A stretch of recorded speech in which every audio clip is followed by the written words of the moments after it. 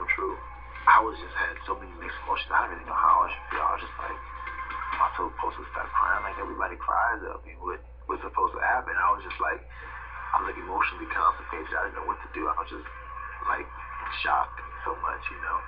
I didn't even like jump up and scream. I just went and sat down in the corner. And I just sat there and was like, now what?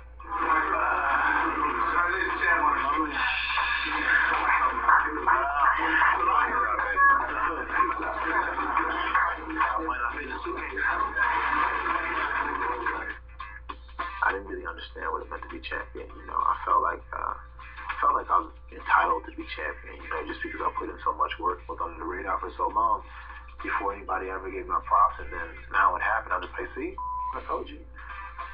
But I didn't really know what it meant to be champion.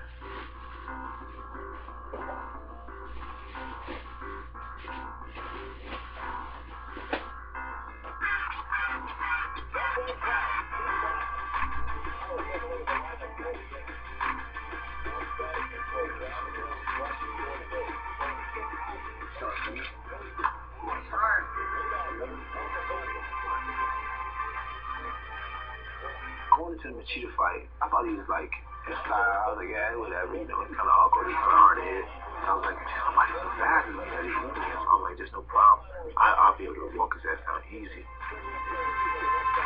The game plan for that fight, like just being a champion at the time and not allowing myself to get distracted. I brought a couple of new people into the camp, and there was a little bit of tension with like, you know, them and the people that I've had before, and you know, it was just kind of like all over the place, you know.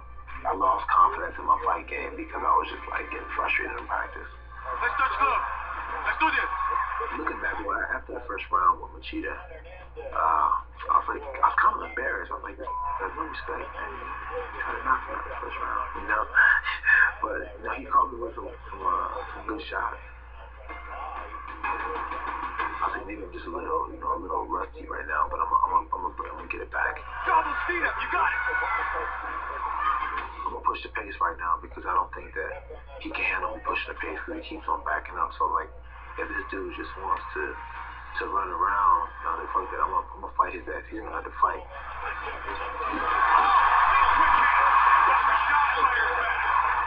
So I tried to put a little bit more pressure on that round, and I left myself open in areas, you know. But he was timing me. He was timing my left hand. Oh, he's got the big trouble. He got rocked. Machida looking to finish. I was like, hell no, I'm not hurt. I was like, what's wrong with my legs? I'm in and out of consciousness, or it's getting dark, and I'm waking up, getting dark, and I remember being up against the fence, and he's throwing punches on me, but it's like somebody holding the camera, and I'm watching on TV, and they're hitting the camera. And I was like, you know what, man? I said, this dude here like a, I said, come on, challenge me to bring it on more. And next thing you know, I find myself in a position, and I'm like, oh, I think I'm knocked out. I think I'm snoring. Oh, another shot. He's getting teed up on. He's Losing the belt, it definitely put things in perspective of being a champion, and I realized that I wasn't ready to be champion. To be champion, you have to be able to match the hunger that your opponents bring into the octagon. It's not easy when you have somebody that has an opportunity in front of them to be champion, and you're the gateway. You get a very, very, very different individual you'll meet any other night.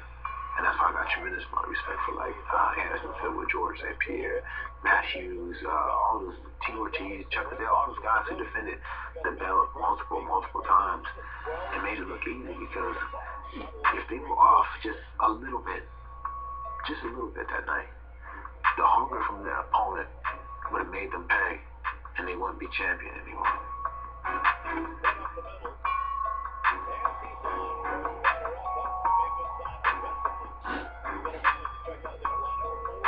I didn't take much time off after the Machida fight because I was doing it for the season alternate fighter, so it was like almost like the next week after. And I was kind of embarrassing this damn stuff. I got to go in there and teach some guys, and they just seen me get knocked out the week before on TV.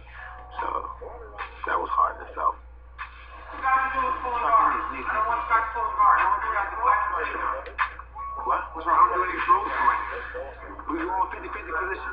I'd rather just. Alright. We can flop from top to bottom because one of us has to be on the bottom. With Roy Nelson, it was challenging because here's a guy who is used to training himself. He doesn't even go and train at anybody's gym because he doesn't trust anybody, enough to be a part of the gym. He's just totally independent fighter. This is how you are right now. Like instead of listening, sometimes you always have a rebuttal or something. No, I understand. Sometimes it's good to have rebuttal, but sometimes it's good to listen as well. I've been in this game for a very long time. I realized that there has to be a certain way I reach for, and it's through trust. And it was, my ability, it was because I was on a show, I understood that everybody's not always coming from the same point of view. But I realized that communication was the way to work through that issue. So I just talked to him, man, and I got great results because of it. He showed me the respect that I wanted him to show me and my coaching staff, and it worked out for the better. Being in a situation, I was instantly thinking about the Matt Hughes thing. After the Machida fight, Rashad was able to really show that he could come back from adversity. You learned something else about him. You learned that, you know what, if this guy loses, he doesn't crack, he doesn't break, he doesn't fall apart, he doesn't think it's the end of the world. Gets right back in the gym and goes at it. So that's saying something else. Fighting the winner by unanimous decision, Sugar Rashad! As I'm a college degree, I can find a job somewhere, but to make a job and and to have a living fighting is a privilege, and it's about the love of the sport. If you start doing this to try to get paid, to try to be paid, then you may be successful for a while, but it won't last you, it won't sustain you. Because sometimes when you're in a fight, there comes that moment where you're in there and you're battling with somebody, and you take that hit, and it's always a hit where you're just like, ooh, I know I'm fighting, my adrenaline's going, and I shouldn't have felt it, but god damn it, I felt that one.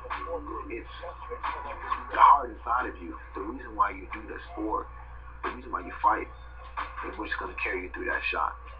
If you're only doing it for the money, you're like, damn, this ain't worth it. You gotta look for a way out. If you're doing it because you love it, you're gonna say, hell yeah, baby, that's what I'm talking about. Good shot. Let's get it on. I think the future's bright no matter what happens. I think that Rashad is going to be, a huge piece of that picture. Being a champion, he's going to be commentating after his career is done. I just see Rashad defining MMA for a long time to come. My career thus far, it's been more than I ever could have expected and dreamed it could be. When I walk away from the sport, I want the people that come behind me, the people that are my fans, some of the fighters that look up to me to be like, you know what, man, this dude was pretty good. This dude was better than we ever gave credit for, like Muhammad Ali or something. There's a saying that people get the roses with, people get the flowers when they can't really, when it's too late to smell them, I think that's how it would be for me, I won't really know how much I was appreciated, how good I really was until after I'm already done, and I think that's a good thing. I think it's not always a good thing to be your biggest fan reading your press clippings. I think that's what keeps me grounded. I think that's what keeps me hungry.